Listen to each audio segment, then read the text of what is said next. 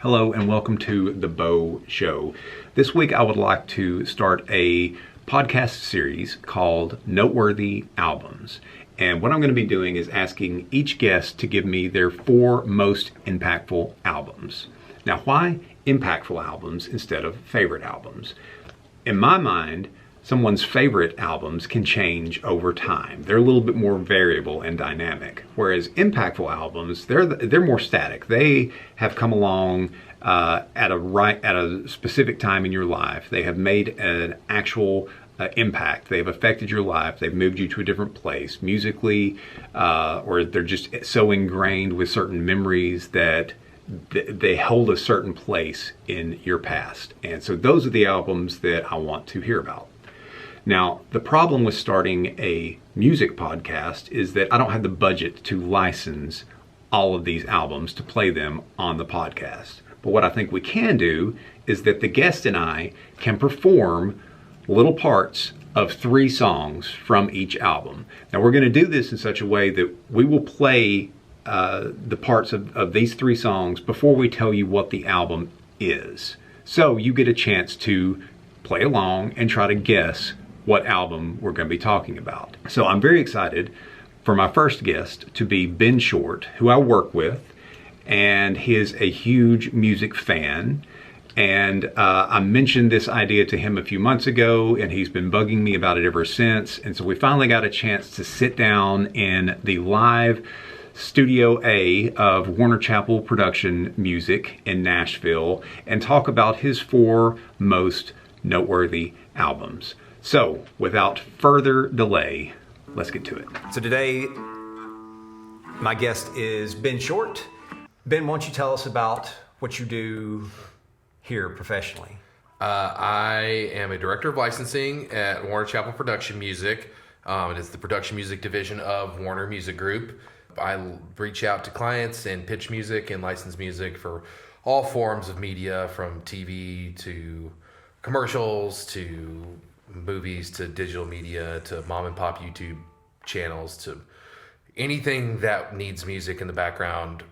I try and get them to use our music. And it's interesting because you started off here as marketing. I was marketing, yeah. I don't know how I fell into marketing, but that was the first internship I got when I moved to town. I went to school for music business, and I was at a job for 2 years, and then marketing coordinator position here opened up, and I don't know how I got it. It was very lucky. I mean, I wouldn't have hired me. I was wearing suits. You did. The first day, 2 suits. The first day you came, that was probably the best that you dressed. Oh yeah. And then it's been downhill since then. It's been so downhill ever since then. But yeah, I got a job, and I've been with the company for almost 7 years in April. Yeah. And within the past 2, I've been doing licensing, and it's been great. I love it. I actually like what I do. And my wife's like, at least you like what you do. Well, she likes what she does too, but she's like, yeah. I was like, I really do like what I do. And it's very rare and very fortunate that I get to do that. I mean, growing up in Arkansas, you tell me that it'd be licensing music to TV shows and interacting with people like that and working in the music industry for Warner Music Group, who've put out some of my favorite records, some that we're going to talk about today. Yeah. I never would have believed you. I mean, it's crazy. Yeah. So I consider myself very fortunate. Excellent. Well, thank you for that intro. So let's dive in. So welcome to The Bo Show. And this is podcast version I'm trying out called Noteworthy Albums, where we're talking with Ben today to find out which 4 albums have been most impactful to him in his life. So not necessarily your favorite album. That's a big distinguishing factor. It is the non-favorite. Because I will be clear that every single album that I'm going to talk about is not my favorite album by that band. But these particular albums made an impact. They changed something in your life, something you did. They made an actual difference in your life. Yes, they did. Okay. So what we're going to attempt to do is play a little bit of the songs. Now, I can't actually play the song because of copyright, but I think we know all about. We do know all about. But I think we can perform a little bit and capture the performance and see if you can, listeners at home, if you can guess what album this is. And so you get a point if you guess the right album. You get a point if you guess the right artist. You can get a point if you guess the year that it came out. Okay. And maybe even the track number. Okay. Can I guess? No. Okay. You should know. Okay. This is like your most impactful album. Okay. Okay. What song are we doing? So we're doing this one. Oh. Can you do the intro? Not well, but okay. I can. What do you do? What can you do better? I can do the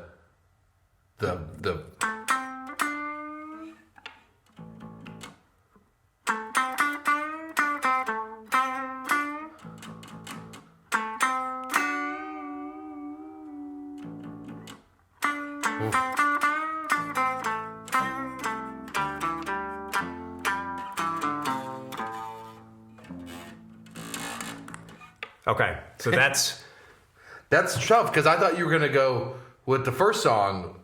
Okay, so that's the first test, but not track one. but not track one. Okay, so here is the second. Okay, that's really just the beginning. Is this guitar? That's all right.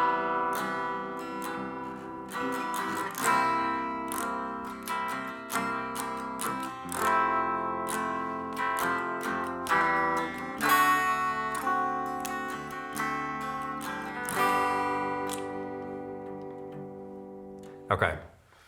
Ooh. So that's the second. That's your second guess. Your second clue. These strings on this guitar are from Aaron Gant, who works here, and they're legit. I think at least 25 years old, because they don't make the D'Addario string set anymore. Ah. Okay. So here is your last clue song. This one's all you. I had nothing to do with this one. This one is me. So here's your third clue for this album.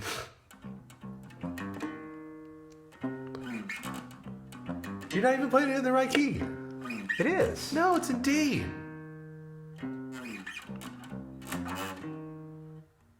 It's in D. It's not in C. Yeah, there you go.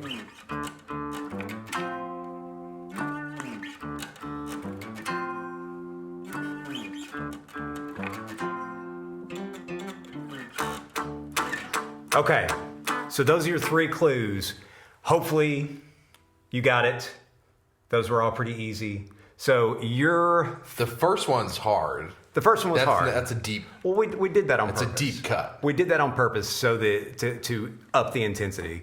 So or to reduce the intensity. So the first one's going to be hard. The second one is a little bit easier, and the third one you should get it now. So what is your first most impactful album that you have for us? Well, we just went over Abbey Road by the Beatles. Yes. I remember when I was like 12 or 13, was in the house that I grew up in, and I was going through the drawers. Don't know why. I don't know what I was looking for, but I found the CD of Abbey Road, and I'd heard the Beatles before. Like, I remember listening to the Beatles on the way to school when I was like 5, and listening to like She Loves You, Yeah, Yeah, Yeah, and loving like that early Beatles stuff. I was really into like the Beach Boys, like surf rock stuff at the time when I was 5. But then I kind of got out of music, never really fell in love with it. Always was like super into sports, playing, basketball and baseball were the predominant ones. And then the house that I grew up in, moved into when I was like 11 or 12. Don't know what I was looking around for. I found in the drawer Simon and Garfunkel's Greatest Hits, which it's a fine. Yeah. They're good greatest hits record. Yeah. I like Paul Simon. Yeah. My parents are the only people in the world that prefer Garfunkel to Simon. They also had a breakaway album by Art Garfunkel, which was his big album. My parents don't like Paul Simon. They like Garfunkel. Whatever. Fair enough. And Abbey Road was in there. And I was like, oh, this is cool. The Beatles. Like, let me check this out. I don't think I had started playing guitar yet. But it would have been shortly before, because I started playing guitar right before or after like November of 1999, which I would have been just about to turn 13, or I was at the last part of 12. Okay. So the first song that pops on is Come Together, and I was like, oh, I know this song. Yeah. And then the second song is Something. I was like, I know this one too. And then I don't remember what the third song on that record is. Is it Maxwell Silverhammer? Is it Maxwell? Which I just read if it is, I just read the... Yeah, it is. Yeah, then it's Oh Darling, and then it's She's So Heavy. Yeah. And I always thought Maxwell Silverhammer was sort of like a jaunty little number, just kind of a silly... Yeah. As you get further into the Beatles, you're like, oh, that's one of those Paul songs. It's just kind of like a silly, where like John's the serious one, and he's Paul's writing these little English little ditty jaunty things. Yeah. And then you find out later, I didn't even realize this until very recently, that he's like murdering people in that song. That is a very violent song. I mean, yeah. I didn't put the words together. I was just like. You're right. It's just one of those songs you listen to, and it sounds happy. Yeah. And so you just don't think anything of it until you're like, actually. Yeah, I'm like, this is like Octopus's Garden. This is a stupid song. That Silverhammer came down on her head. Yeah. He's murdering people in that song. Totally went over my head for at least 20 years. Yeah. But yeah, I remember putting that on, and then you get to Oh Darling, and it's got kind of that bluesy soul thing, and McCartney's really going for it with the vocals. It's very tough to sing. And then I Want You, She's So Heavy, and it starts with that. Uh-oh.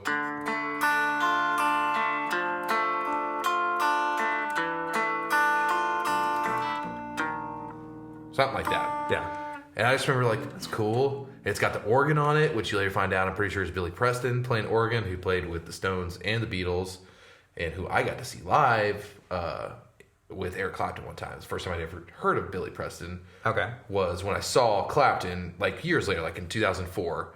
And I remember he was playing Have You Ever Loved a Woman from the Derek and the Dominoes record, which was my favorite song from that record. And Billy Preston just is like throwing down a solo on the organ.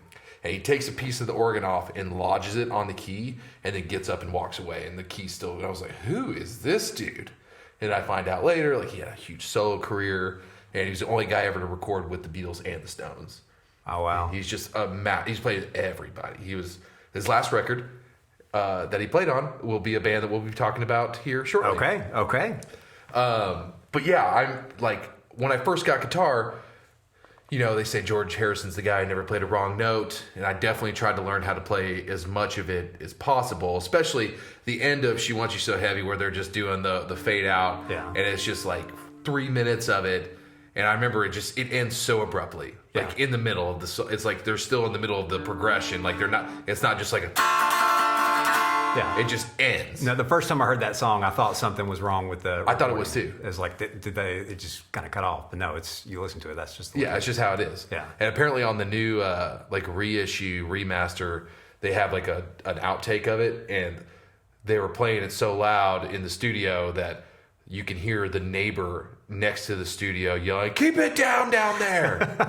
And they're like, "Oh, I guess we're playing too loud, mates." Yeah. Bad British accent, but... It's fine. Yeah, I mean, what else is on that album? That's so after Something, after you got what's number 6 on that album? Well, so Something, Maxwell Silverhammer, Oh Darling. You got Octopus's Garden. Okay, so I saw Ringo Starr play at the Ryman here like 7 years ago on his birthday. Okay, and I think it was his 75th birthday or 70th birthday. And I'm like, oh yeah, I'm gonna go see a Beatle. That's cool. I'd seen McCartney, who was amazing. I bet. At Wrigley Field. I was on the ground. It was amazing. I was like, I'll go see Ringo. Let's just give Ringo a little bit of love here. Yeah. I go see Ringo, and he's got his all-star group, and put that in big, big quotes. Like, the first all-star group was like Dr. John, Billy Preston, Levon Helm from the band, Joe Walsh, Rick Danko. Like, that was an all-star band. Right. This band had like the dude from Toto, the bass player from Mr. Mister. They definitely played Take These Broken Wings, which no one wants to hear Ringo Starr sing that song. So I'm there. I'm like, all right, well, at least I'm going to get, Yellow Submarine, maybe like Don't Pass Me By. Definitely going to get Octopus's Garden. No Octopus's Garden. Didn't even play it. It's like, you have like 4 songs, Ringo. Come on. Yeah. That's one of them. Yeah. So I have a grievance with Octopus's Garden. Did he do Yellow Submarine? He did Yellow Submarine. Okay. He did Little Help from Our Friends. Okay. That was the closer, of course. It was the ultimate Ringo song. And then what's after that? Here Comes the Sun. I mean, George really owns this record. He really came to play and showed up with, he may not have written the most Beatles songs, but something and Here Come the Sun, it might be two of the best. Yeah. So I'm gonna do a on the fly edit because what I wanted to do is, as we mention each album, I wanted to have a little details about it. So Abbey Road was the Beatles' 11th studio album. It was released in September on September 26th of 1969. It was recorded from February to August of 1969. Mm-hmm. The studio was, there were two different studios, EMI and Trident in London. The genre is rock. The label is Apple. George Martin was the producer. And this one, did I read that they actually changed the name? They actually named the studio after this album came out, right? I think so, because I heard someone the other day say the studio's not called Abbey Road. It was EMI Studio. Yeah. But I think now it's called Abbey Road now. Yes, it's called. And Trident Studio is a very famous studio. Everyone recorded there too.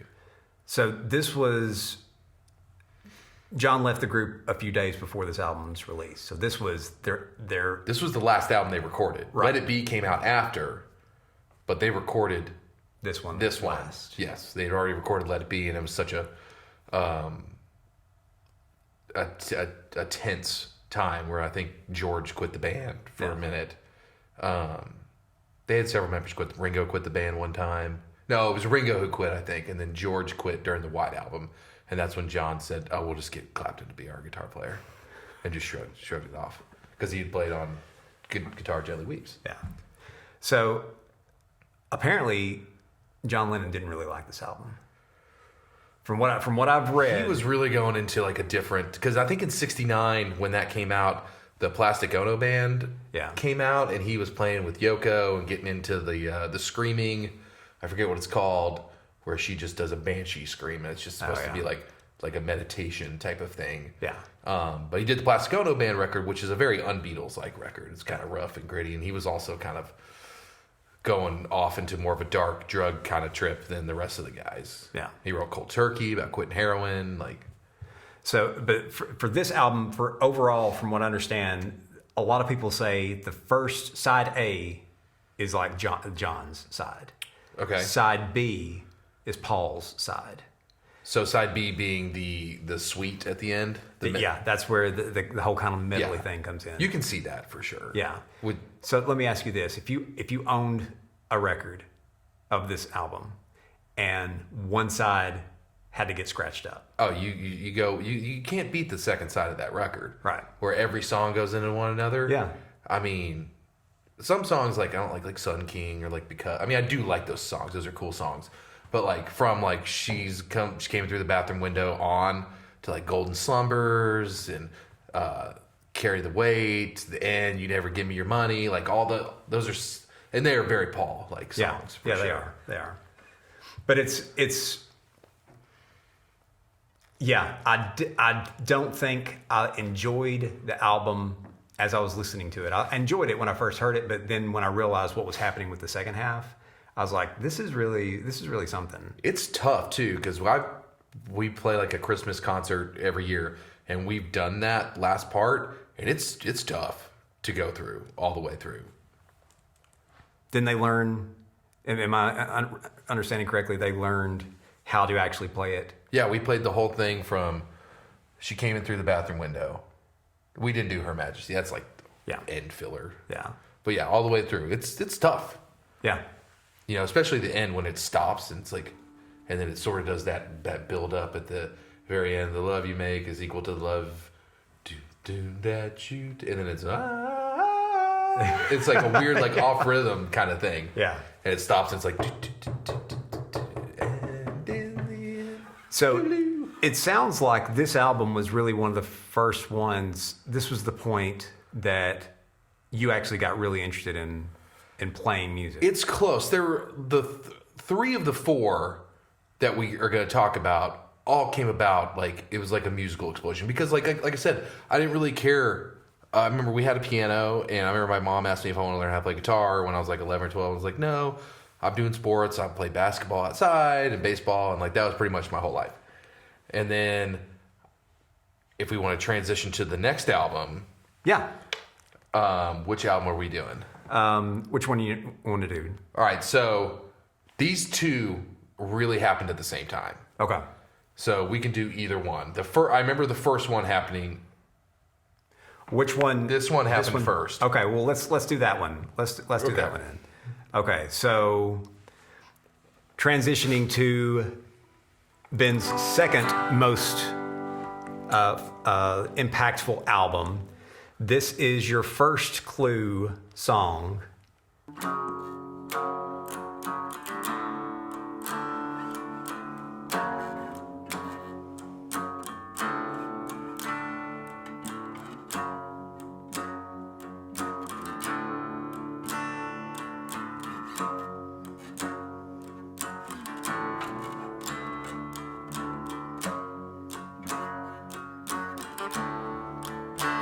I mean, it's literally almost. Yeah, that's it. Okay, so that's your hard clue.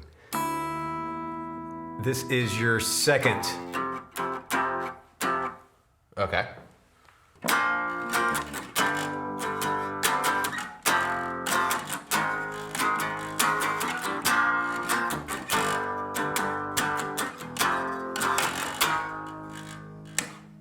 All right.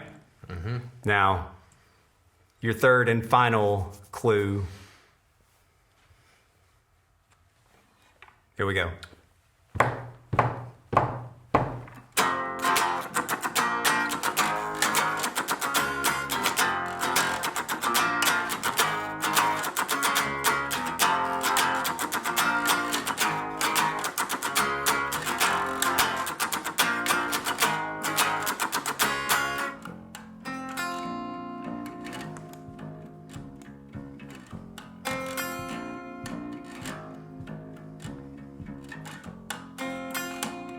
All right, I think that's good.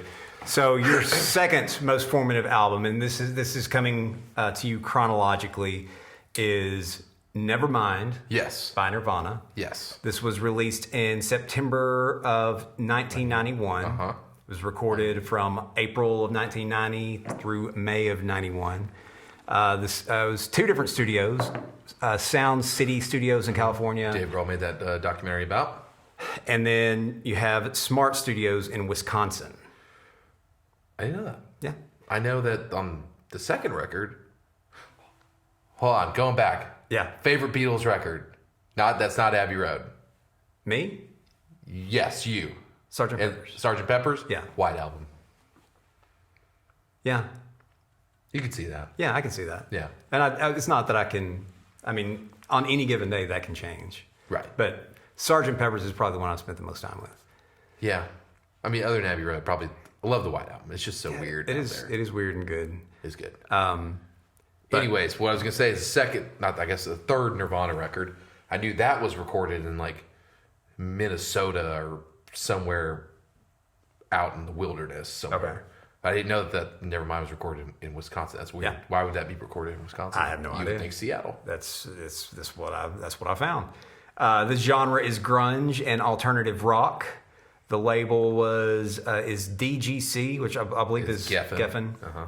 The producer was Butch Vig. This was the band's second studio album, and it's Dave Grohl's drumming debut. And the album cover, the little naked baby swimming in a pool after a $1 bill on a fishhook, is considered one of the most famous album covers in popular music. So tell us how this album came into your life. So, I was at Nolan Richardson basketball camp.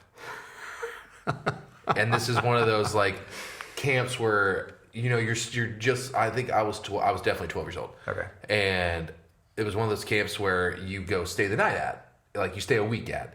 So you get out of your parents' hair. I'm 12 years old. It's like, I can stay in like a watched environment at a basketball camp. Right. And Nolan Richardson at the time in Arkansas was a big deal. He won the national championship in 94, 95, went back in 96. So basketball was a big deal in Arkansas at this time. So this is like 1999. And we stayed, and I ended up going to the University of Arkansas. I didn't stay in these dorms, but we stayed in these dorms, and it was me and three other guys. And we were going to sleep or something, and this one guy, his name's Brent Shook, he was listening to a CD, like a Walkman, and I remember I can't remember how he gave it to me, but he was like, "Yeah, check this out," and I listened to it. First song pops on. Yeah. It Smells Like Teen Spirit, and I was like, "Whoa, what is this?" And I couldn't. My mind was blown. Yeah. I must have heard the song before, but just never like registered it. Right. Because there's no way that if you grow up in the 90s that you hadn't heard that song. Right. I lived in Washington when all this stuff was happening for 1 year. I was 5, so it totally missed me. But like I remember, like we had a babysitter that lived with us for a couple years because her mom got bad off or something. And my parents took her in, and she listened. She was older than me, so she listened to like Nirvana, and I remember seeing like the Melancholy and the Infinite Sadness. Oh yeah. Double disc CD in her car, and like the Versus, Pearl Jam in her car. My mom was like, "You don't listen to that stuff. You don't listen." Yeah. And I was just like, "Oh, okay." Yeah. I didn't know. I had no idea. So when I heard it, Smells Like Teen Spirit, I was just like, "Whoa, my God!" And I remember when my mom picked me up from the camp a couple days later, we went out and bought Nevermind. And then after that, it was, I think I bought Unplugged next. Okay. And then I bought In Utero's the harder one to get into. And I got Bleach at some point, but I don't really ever listen to Bleach. But Nevermind was like, after I heard that record, I was like, I want to learn how to play the guitar because that's the one song I want to learn how to play. It Smells Like Teen Spirit. Yeah. And when I went to my guitar teacher and he said, "What do you want?" I go, "I want to learn how to play the opening part of Smells Like Teen Spirit because it's such a badass opening song on a record." And he was like, tried to show me, and he was showing me like, for guitar people out there, he wasn't showing me like the to go to the B flat right below the F. He was having me go. Okay. And like doing the clicky part thing is hard when you're learning how to play guitar. Right. Bar chords are hard. Right, yeah. But to like get this rhythm part down was so hard. And I remember being like, how does he sing that and play it? Sing like that and play like that at the same time. And after Nevermind and I got that, I was full on just down the rabbit hole of grunge music. Yeah. I must have had 10 Kurt Cobain posters in my room. I had the journals. I read any book I could read about Kurt Cobain. I was in the whole conspiracy theory thing with like Courtney Love. And just like that ultimately got me to play guitar, which ultimately got me to where I am today working in the music business. Right. It was a transformative album, more so than Abbey Road. I think I found Abbey Road after the Beatles, or after Nevermind. And I remember in high school, I wrote a paper about the differences, the similarities and differences between the Beatles and Nirvana, which I thought was an excellent piece of writing. And I got it back and I got an F on it.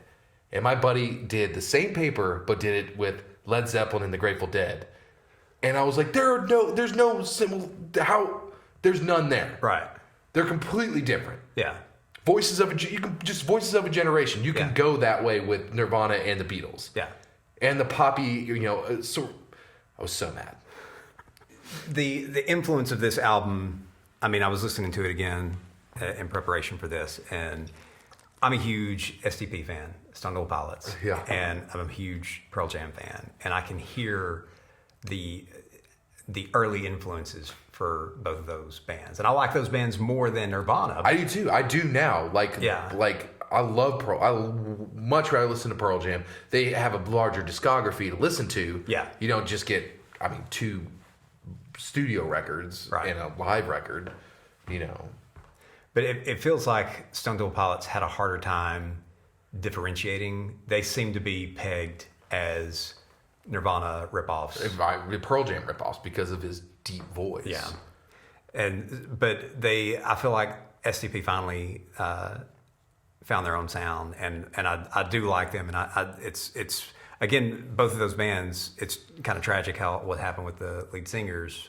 Fortunately, we still have Eddie Vedder. He's the only one left from the Seattle explosion. Yeah. Because like after Nirvana, I did I was like Pearl Jam, Soundgarden, Alice in Chains, Stone Temple Pilots, Jane's Addiction, who else? I mean, the early 90s alternative rock scene, or Nine Inch Nails, like it was one of the best time periods for music. Yeah. Outside of like the late 60s and early 70s. Yeah. Yeah. And this album, I mean, I probably didn't hear it until it was out in 91. I was aware of it. I'd heard. You would have been what, like 12? It wasn't even then. It wasn't until I was in high school. So 94 when first actually listened to the whole album. Because I'd heard a few of the singles. Did you listen to it after he died? No, he was still alive when I listened to it. Okay, but he would have just been. Yeah, this was around the time that he did die. But I listened to it, and because Smells Like Teen Spirit, I liked it for what it was, but I'm like, I don't want a whole album of that. Yeah. And when I listened to it, I was surprised at, there is some angst and aggression there, but Cobain really had a way with melodies, just simple melodies. Mm-hmm. And that a lot of I know we were talking about Rage Against the Machine. I have a harder time with those melodies than right. Well, they're not singing. I mean, they're rapping. But yeah, I mean, Cobain. I mean, like even when you go back to like they always talk about it. Like when you go back to Bleach, when you hear like About a Girl, they're like, I mean, that's just like sounds like early Beatles, and like he modeled himself after like the Meet the Beatles records. Yeah. And the early Beatles stuff, and he was a huge John fan, like most famous musicians that are. But yeah, that kickstarted the whole thing for me in terms of me. After that, music was all I cared about. After that was learning how to play guitar, trying to learn how to play those songs, and then going down the rabbit hole of other bands. Like they kickstarted just the whole thing for me. I mean, I know everyone talks about how influential that. I mean, it's true. That album is extremely influential. Yeah. Is it your favorite Nirvana album?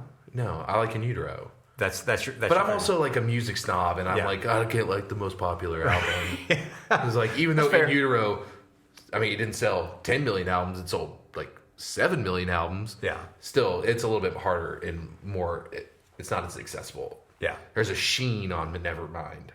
Right. That is a little bit more polished, and where Kurt, after that, was like, I'm going to do the exact opposite, and then hired like Steve Albini, who notorious like indie fuzz punk rock guy who was not going to be doing a corporate rock record. Yeah. So with this album, we have, of course, starts off Smells Like Teen Spirit. Yep, and then it's In Bloom. In Bloom. Yeah. Come As You Are. Yeah, that was a big one. Like,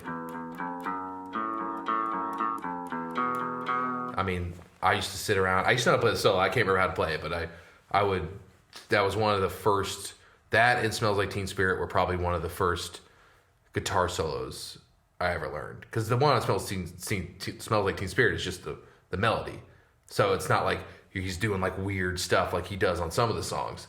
It's just straight up the melody, which Weezer does a ton after. Like when the Blue album came out, a lot of the solos on that are just the melody. Yeah.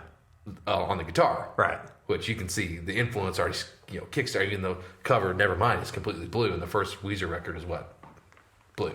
Yeah. Never thought of it that way. Yeah. Then when we got Come Together, and then you got Breed, which is just like this. I don't know why I thought I was an angsty kid. I was like a upper middle class, like white kid who had no problems at all. But I was just like, this is punk rock, man. Yeah. I was like, get out of my face, parents. I remember my mom called them. She was like, you just go listen to Nirvana or something like that. I was like, it's Nirvana, Mom. So your parents were not a fan of this album? No, I don't think so. Especially probably when they saw the album cover. They had to have known about it. It was such a huge pop culture shift. I think probably because they knew how he died. Yeah. My mom tried to pull that on me with the Beatles. I wanted to buy a Kurt Cobain shirt that had a guitar and it said, a rock is something. What does it say? A rock is as beautiful as, or vandalism is as beautiful as a rock in a cop's face. I said that on the guitar. I was like, No. She goes, he did heroin. I go, you bought me a Beatles shirt the other day, Mom, and John Lennon did heroin. She's like, no. It's different. It's different. It's different. It was a different time. Yeah. But yeah, Breed, it's not my favorite song on the record. Lithium, I mean, it was all over. I tried to learn how to play it. I had a videotape of like Alternative Rock Volume 1 guitar. And it had like Lithium and Come As You Are, Come As You Are, and Smells Like Teen Spirit were on there. And like other staples. I remember like Vaseline was on there. And I remember just being like, I was like, I can do that. I got that song. I was like, oh, that's not that hard at all. But it had that on there. And then Polly is that weird, like, it's a messed up song. Yeah. I mean, it's about like kidnap and torture. And, like, that's on a diamond selling record. Yeah. And it was popular. Like, there's the new wave Polly 2, which is not as good as the just acoustic one. And plus, you go from this hardcore electric guitar in your face stuff to this just quiet, like you be in a cabin type of song that's about the subject matter it is. Yeah. Yeah. It's similar to Maxwell Silver Hammer, where it's, if you're just listening to it, you don't realize the whole It's context like was Polly actually wants happening. a crack, just like. Yeah, it's But it's, I don't know, how do you play it? Oh. No. I think Polly wants a crack. I used to know how to play the whole album. I think that's how it goes. I used to like playing the unplugged version. Let's get on that. Yeah. What's after that? Territorial Pissings. First time I ever heard the song that they start off with. Oh, people now. Oh, yeah. On your brother. I always thought that was just them. And then I found out later that it was Jesse Colin Young, and I can't remember what the band he was in. And it was like a hippie anthem. And I was like, oh, that's cool that they had a reference. Yeah, I mean, that's how I found out about the song. So it takes you back. Oh, okay. Yeah. And that song, that's a fun song. I remember seeing a commercial. I think it was like a MLB The Show in like 2007. And I was still pretty into Nirvana, but not as much. And I think they used that song. They used Breed as the promo for the commercial. I was like, Kurt Cobain's rolling over in his grave. How dare you, Courtney? How dare you let them use this song for him? He would never do that. Man had integrity. But then I'm like, I do sync now. I'm like, oh yeah, it's good. It's good sync. So we don't have to talk about every song, Okay. but what do you think about the last song? Which one? Something in the Way? No. Endless Nameless is not on the record. Oh, is it not? Okay. No, it's like Yellow Ledbetter 10. Okay, so it was added after. So No, Something in the Way is a great way to end a record. And that's what because I was listening to it earlier. I was just like, this is a good way to. And then Endless Nameless came on. I'm like, I really wish that had just. I don't know why they add that as being like part of the record, but it's definitely not. Okay, so yeah, I do think Something in the Way is the better, It's a great way. the better way to end this. And that's like a super autobiographical song for Kurt. Yeah. Living Under the Bridge, which leads us to the next band. Okay, you've got this one because I don't know these songs as well as you. But so your first teaser track.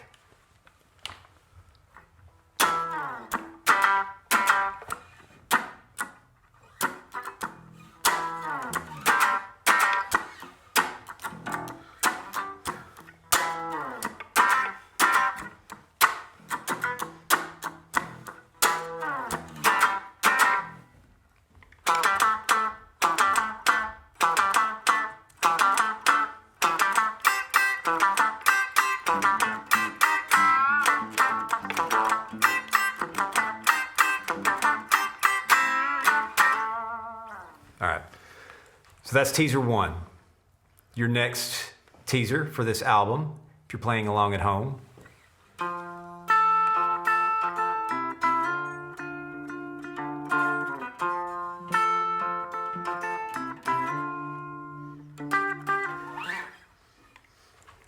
That should be a little bit more familiar. And then this one. I'm surprised that you thought. I feel like this is a bigger hit than the next one. I feel like that one's more of a giveaway than this one. I mean, this is a big hit too. Yeah, it is. But I just picked them. all right.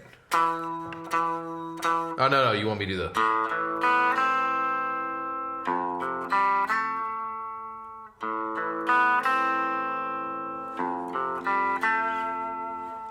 No, you got... There's that real...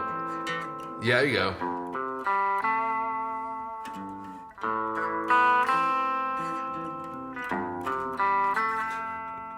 It's tough. I'm butchering it. Yeah. But okay, so if you manage to guess those, this is Californication by Red Hot Chili Peppers. It is their 7th studio album.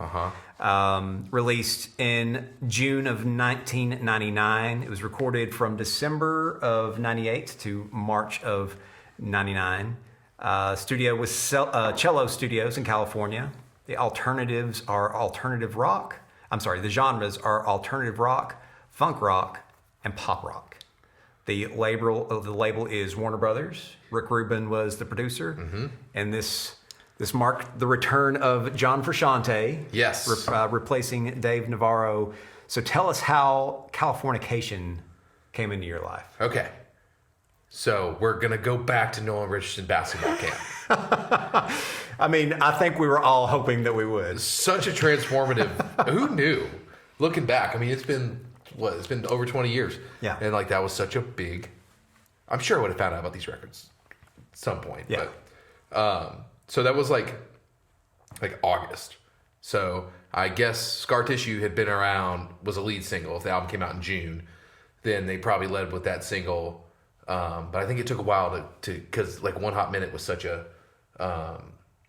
It sold 5 million albums, but it didn't sell 13 million albums like Blood Sugar Sex Magic. But anyways, so I am playing basketball at Bud Walton Arena, which is where the Razorbacks play. And it's camp. So there's like every goal's got some sort of different, skill or, you're working on boxing out or you're working on rebounding or you're working on free throws or like every goal had a different thing you were doing. And they were playing music over the loudspeakers, but it wasn't very loud. I remember that. But I remember like water break or like switching to the next goal. There was always like a minute, like kind of in between. And I remember this song was on and just being like, I don't know what it was about it. It could have been the way like Kiedis was singing. It's a very catchy song. I know you're not a huge fan, but it is catchy. Yeah. And it's got those harmonies in it. And then there's that, I mean, it's not the best Frusciante guitar solo, but it's a pretty ripping solo. Yeah. I mean, he throws down. He's got 3 different solos in the song. There's no bridge. It's just verse, chorus, solo. Verse, chorus, solo. Verse, chorus, and then big solo. And he's playing the slide on it most of the time. And I don't know what it was. I was just like, man, what is that song? And I think it must have been on the radio over the loudspeakers. And they might have said who the band was. And I'd heard of who they were watching MTV and stuff, but I don't remember exactly how I found out who it was. But I do remember when my mom picked me up. This was in Fayetteville, Arkansas, and I grew up in Fort Smith, which is about an hour south. And their mall was notoriously better than the Fort Smith Mall. And I was like, Mom, let's go to the mall before we leave, which was in the opposite way of where we were going. But we all went, me and 2 other buddies went to the mall, and I remember buying that record. It's got the pool that it's full of fire on the coastline. And I just remember being totally consumed with that record. And my buddy who was with me, his older brother liked it. And I remember him walking around singing like Californication, Don't Be No Vacation or something like that. And we were like, oh, Scott's cool. Like, he likes this too. It's cool. All right, it's cool. Yeah.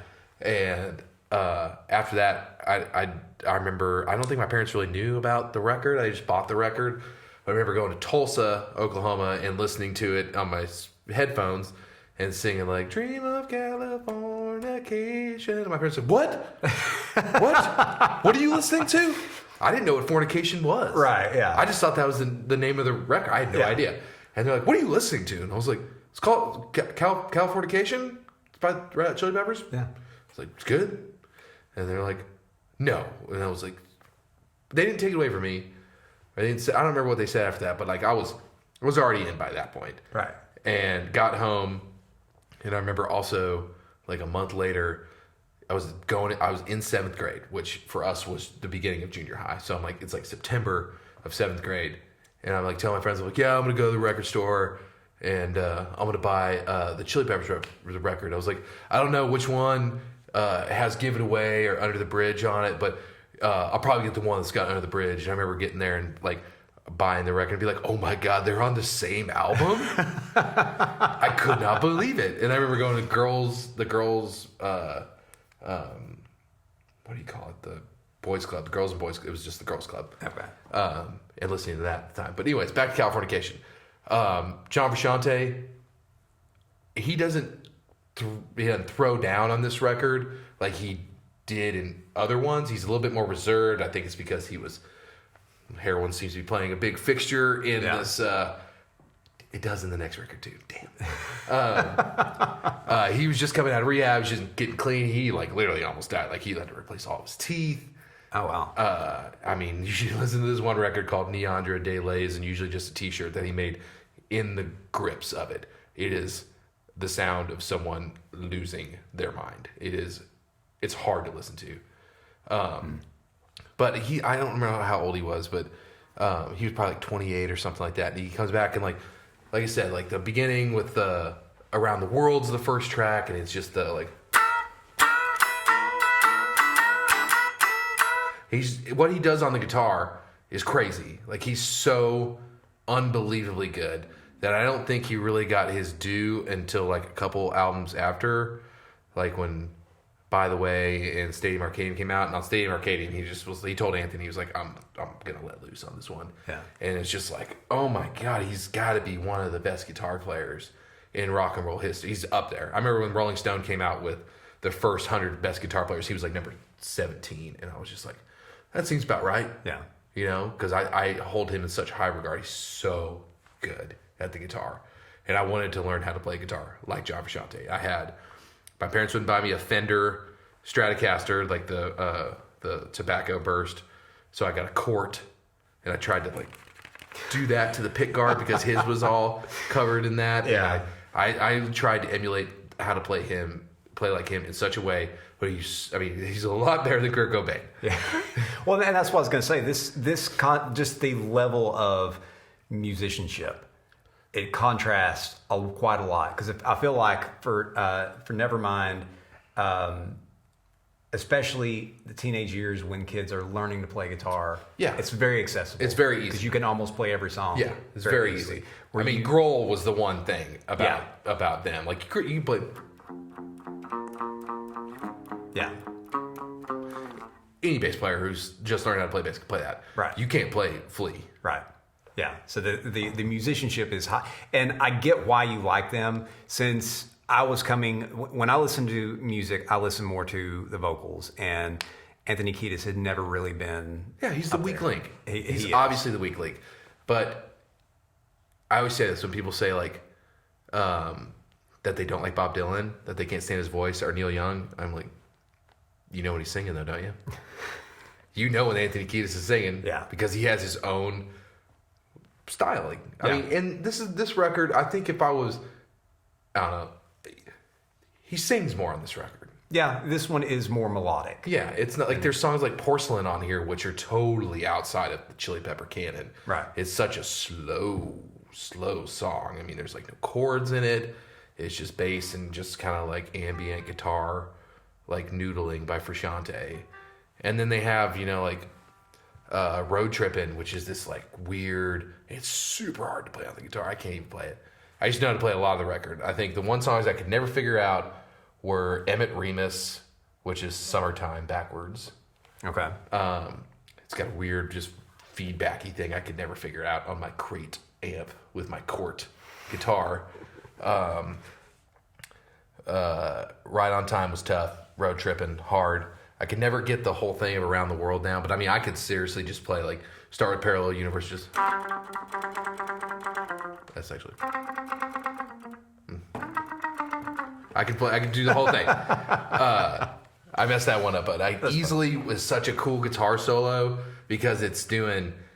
He's got two leads at the same time, and they're playing. It's almost like there's two guitar players, and they're like playing off of each other, but they do it in such a cool way where like there's this like riff where it's like, I can't remember how to play it, but there's the lead riff thing. It's almost like Ramblin' Man, where there's the, and then there's a solo in there as well, but that's like the main riff. It's almost like a solo. He does that in there, and I was just like, man, it sounds like there's 2 guitar players. And then when I saw the Chili Peppers for the first time, which was later, I was a really, really spoiled brat. I think you saw this tour when they played with the Foo Fighters. Oh, yeah. Yeah. So I had just got into this record, and it was the tour of this record, and it was Foo Fighters had put out Nothing Left to Lose, and they'd put out Californication. Chili Peppers were obviously closing. They've been around longer than the Foo Fighters. And they were playing in Little Rock, which is the closest place to go see them. And my mom wouldn't let me go. I was like, I was 13 this time, and she would not let me go. And I was like thinking about hopping a bus or something just to get there because I wanted to see them so badly. And then it took, I think, 4 years until I told them, whenever they come back again, I don't care how.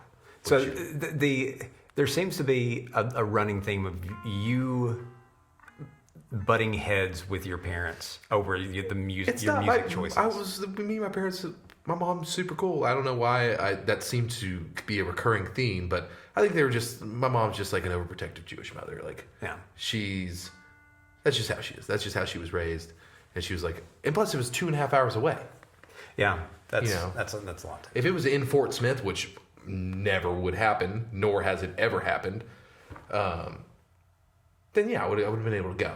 They're probably like, I'm not driving you 2.5 hours on a Wednesday. Yeah, and that's hard to swallow. Yeah, I did make her do it for Pearl Jam though. Well, yeah, that's. So, question about your basketball camp, because it seems like several albums came out of that.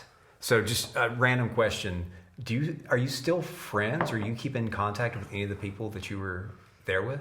Yes, one of them is one of my best friends. We all have a group text message. Okay. He was in my wedding. I was in his wedding. Yes. One of them sadly passed. And the other one, we were friends in high school, but then after that, I mean, we're still friendly if we see each other. But yeah, the one guy that I went to camp, I went to 2, the only one who passed, but the other guy, we talk all the time. We have a group message. We all talk. So did you meet him at the camp? No, we grew up together. Okay. Yeah. All right. So moving from Californication to your 4th and final foundational album. Favorite Chili Peppers record for me is probably Blood Sugar. I mean, it's got to be. I don't like to say that because it's actually not the most popular one. Californication sold more copies than Blood Sugar. I think you're by right. a lot more, actually. Yeah. But if I was you're right. If I was going to grab a Chili Peppers album today. And that one's even crazier because Frusciante's only 21 when that record comes out. Yeah, he's playing some of this stuff.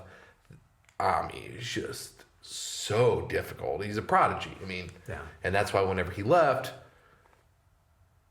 they were not as popular. When Stadium Arcadium came out, it was a huge record. Yeah.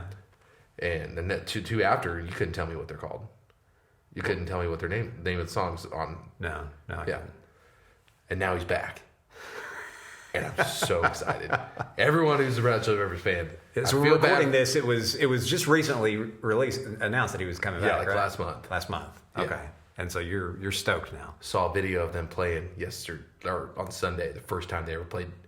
He's got a weird crowd, but he's playing with them, and it's just like, God, so good to hear you back, buddy. You went off into some horrible electronica stuff and just put the guitar down. It's like, you belong. The guitar belongs. He's back where he belongs. Yeah. Okay.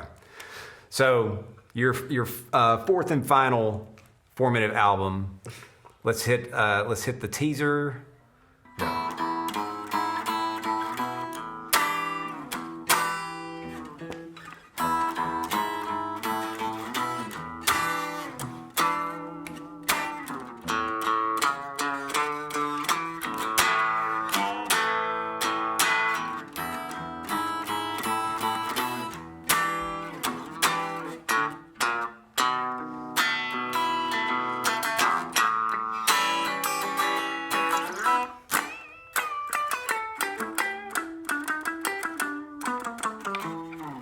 right, so there's your first teaser. Number 2.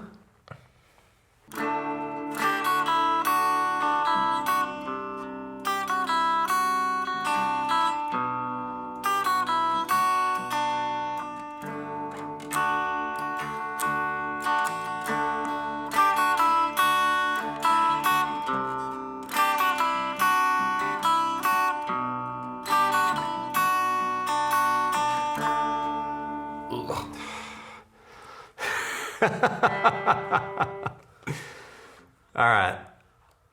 Here is your third Which one's that one? clue. Oh man, I don't know this one as well either. But the bass is so good on it. 2, 3, 4.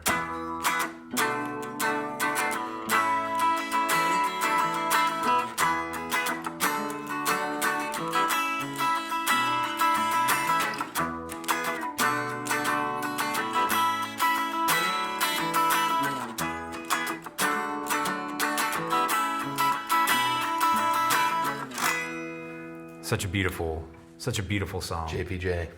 So, your fourth album is Led Zeppelin Too by the Mighty Led Mighty Zeppelin. Led Zep. This was their second studio album, released October 22nd of 1969. It was recorded between April and August of 1969. The genres are hard rock, heavy metal, blues rock. The label is Atlantic. Jimmy Page was the producer. I think it was the first time he was... Atlantic. No, he produced the first one too. Okay. He produced all of them.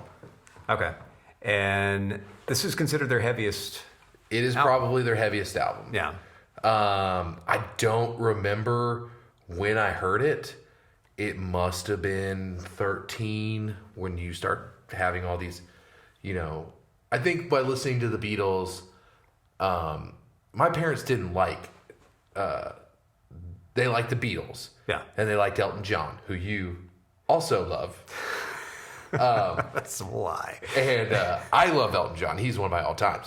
So I got the Beatles, and I got Elton John, and my dad really liked Jim Croce. And I like Jim Croce. Gone too early. Right. But other than that, my parents didn't really... They weren't like, here's Led Zeppelin. Here's the Rolling Stones. Here's Jimi Hendrix. Here's, all these bands from back then. So clearly I already loved the Beatles. Yeah. And I had Abbey Road. I don't remember which one I got after that. I want to say I got like Magical Mystery Tour after that. But I'm like, okay, what's some other bands? And I don't know how I heard Led Zeppelin, but it must have been upon recommendation by somebody. And I think it was something like, well, which one should I get? And I think someone's put me in the right direction. And most of the time people will go, you got to get 4. Yeah. You got to get Zep 4. That's the one. And I think someone said, you should get Zep 2. And the first thing, possibly also along, maybe not around the world by the Chili Peppers, but, Smells Like Teen Spirit, Come Together, and then...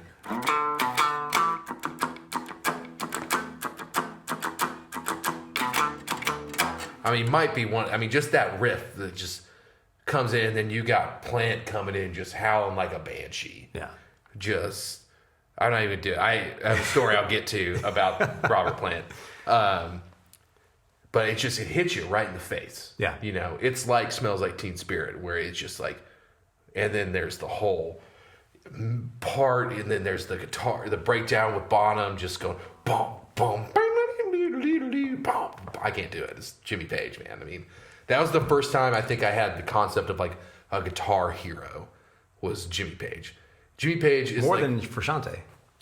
I think so, because the Chili Peppers were contemporary, and this was like back in the day. I was like, I thought it was cool to like music from back in the day. Yeah. But I think that that whole record, Jimmy Page is just on fire, like defining what it is to be a rock and roll guitar player. Because before that, other than like Hendrix, no one, and Jeff Beck, I guess, but he was not as popular. I didn't know about Jeff Beck till way later. But like, that's where hard rock guitar playing, blues, that's where it comes from. Yeah. And then everyone in that band has there's a few bands where everyone is so well defined. And I felt like on 2, more than 1 especially, I felt like 1, they're young, they're figuring it out, they didn't even have the name Led Zeppelin. I feel like 2, they're like, Jimmy Page is like, I know what I'm doing now. Yeah. And they just do it. And they write these amazing, I mean, I think 1 and 2 come out the same year. I'm pretty sure 1 and 2 come out in 69, right? Yeah, there was 69. I think 1 and 2 come out in 69, which is crazy. Yeah. To write 2 of the best rock albums. Yeah, very prolific time for them. Yeah, I mean, that's how bands were back in the day. Yeah. But I mean, that album 2 is so varied too, because like, I mean, is that the first rock song with a drum solo on it? Could have been. Yeah. I mean, people knew who Keith Moon was, but like John Bonham took it to a whole nother level. Yeah. I mean, I don't know of anyone having like, other than jazz, like Gene Krupa or Buddy Rich, but like John Bonham, I remember like when that Zeppelin DVD came out, you remember that double disc DVD where it was like them from like 69 playing and he's doing Moby Dick, and we used to try to like freeze it because he would just go, yeah, and just be like, oh my God, that's so, I don't know how to play drums, but oh my God. And actually the only thing I really know how to play drums is the on the drums. It's like one of the only things I can do is the opening part to Moby Dick. And then the rest I'm like, God, I'm done. I'm not even gonna try. Right. But like, that's where like, even on the first record, Plant's still sort of getting it. They're getting the songwriting down.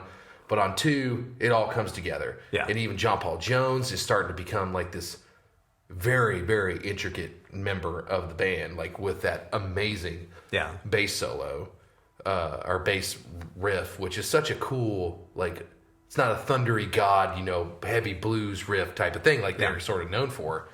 And you can see how from 2 they get to Zep 3, where it's like a very acoustic, like English countryside type of record. Yeah. You can see sort of like the rest of the trajectory of Led Zeppelin from Led Zeppelin 2. And just like, that's where I discovered like blues rock. And like after Led Zeppelin, I went down the blues rabbit hole. They got you kind of... Yeah, because they steal so much stuff from it, which I found out later. Yeah. Like the Lemon song is like it's just a bunch of Robert Johnson lyrics. Yeah. A whole lot of love. I think they got sued for in Lost to like Willie Dixon or something like that.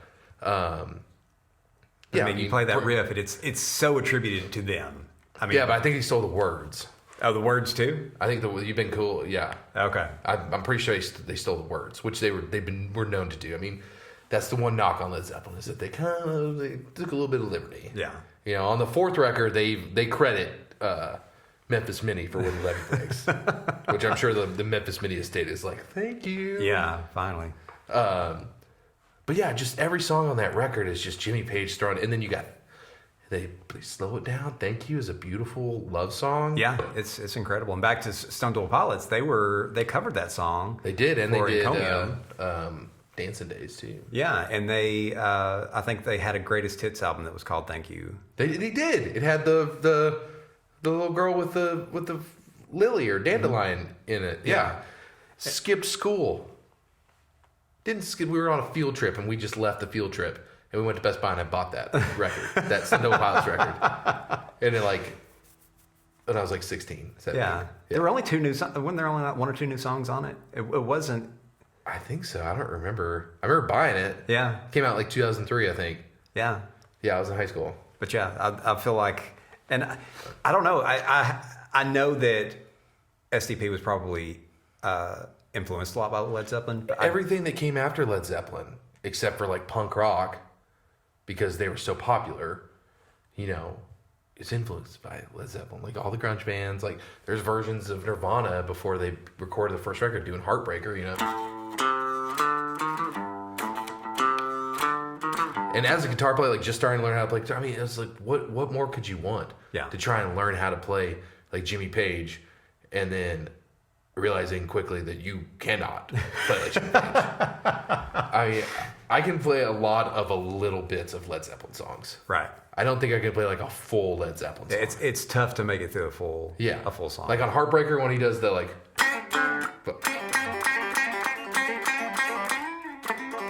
He does that and it's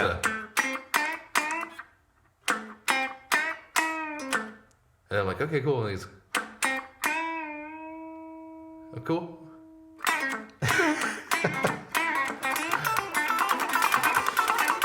And it's just, I'm like, what? I can't even. You can't even tab that out. It's so hard, so hard. And the riffs on there are just, it's the foundation for like heavy rock. Yeah. Them and like Black Sabbath. So is this your favorite? No, it's not my favorite. It used to be for a long time. I'd always go Zep 2. It's like, that's the one. But Physical Graffiti is my favorite record. Okay. I like, you see, I like the White Album. You like the double albums. I like the double albums. Well, it gives more variety, more diversity. Especially on that album. Yeah. But yeah, man, I mean, I was very lucky when I grew up in like junior high and high school that a lot of everyone that we hung out with, most everyone liked all this stuff. Like, there were some of the girls that liked, the pop stuff, but I mean, a lot of girls loved Led Zeppelin growing up, like where I came from. So your circle of friends, this was kind of like the soundtrack. Yeah, I mean, we listened to, and my wife gets so mad and jealous when I tell her about it. Like when she'd be like, no one in my school liked Led Zeppelin or the Rolling Stones. I was like, man, I had like 10 Led Zeppelin t-shirts. Like we had a high school band, and one of my buddies lives here in town and is a very successful studio drummer. But we were basically a Led Zeppelin cover band. I mean, we did The Ocean. We did, what's the one on Your Time Is Gonna Come? Yeah. We did, what else did we do? We did a couple other ones. We were basically like a Led Zeppelin cover band. Like every song that we did was just like, sounded like Led Zeppelin. We tried to sound as much like Led Zeppelin as possible. There's a couple pretty good Zeppelin cover bands out there. I've seen a few. Yeah. I've seen Zoso. Have you seen them? I can't remember if that was the one I saw. They're like Daniel Day-Lewis. They stay in character. When you talk to them, I mean, they're talking in British accents, and they're not British. Wow. It's great. I got a set list from there. It was like I got like a Led Zeppelin set list. And I remember when Zeppelin got back together to honor Ahmet Ertegun, who Warner. There was constant rampant rumors they're gonna go on tour. Led Zeppelin's get back together. It's like Jason Bonham, he's part of the lineage. He's John's son. Yeah, it's gonna work. It's gonna do it. Yeah. And I remember talking to a buddy. He's like, I'm gonna sell my fucking car to get tickets to see Led Zeppelin. It's like, you don't pass up Led Zeppelin, right? You don't. And sadly, it never happened. But my Robert Plant story. I never met Robert Plant. I'd met people who have met Robert Plant, and I just like, could you just jaw open? Like, how could you talk to him? He's Robert Plant. But in 11th grade, I ran for school president, just sort of on a whim. Glad I didn't win, because that would be horrible at organizing reunions and stuff like that. Were your friends encouraging you to do this, or was it just, you know what? I think it was like I was like, I'm going to run for president. And they're like, yeah, you should do that. And I was like, yeah, you know what? I am going to do it. And I was like, you know what I'm going to do? I was like, I'm going to rewrite the words to the Immigrant Song. I'm going to dress up like Robert Plant, and I'm going to sing my speech. So I went to Walmart, got super duper tight jeans. Some girl let me borrow like a fringy, that was more of a Roger Daltrey look from Woodstock, but a fringy brown leather vest, and a black shirt, and had a blonde wig on. And my buddy Ben was holding cue cards out so everyone could see. And then my buddy Evan, the drummer, brought his shirt up and played the drums and went ba-ga-ga-ga-ga-ga, ba-ga-ga-ga-ga-ga, ba-ga-ga-ga-ga-ga, ba-ga-ga-ga-ga-ga. And I went, for the band short, and did the whole thing. And that was my whole speech, was doing the Immigrant Song. Did you get applause? Oh, everyone loved it. Yeah. But not enough to vote for me. No. Me and a buddy split the vote. But that's what I feel like that's a really great idea. Yeah. I like that idea. I would have voted for you after seeing that. I'm glad I didn't win. The right person won that one. Yeah. But still, But that's how much Led Zeppelin meant to me and my friends. We were so obsessed with that. I had a Jimmy Page t-shirt that had him playing the double neck guitar on it.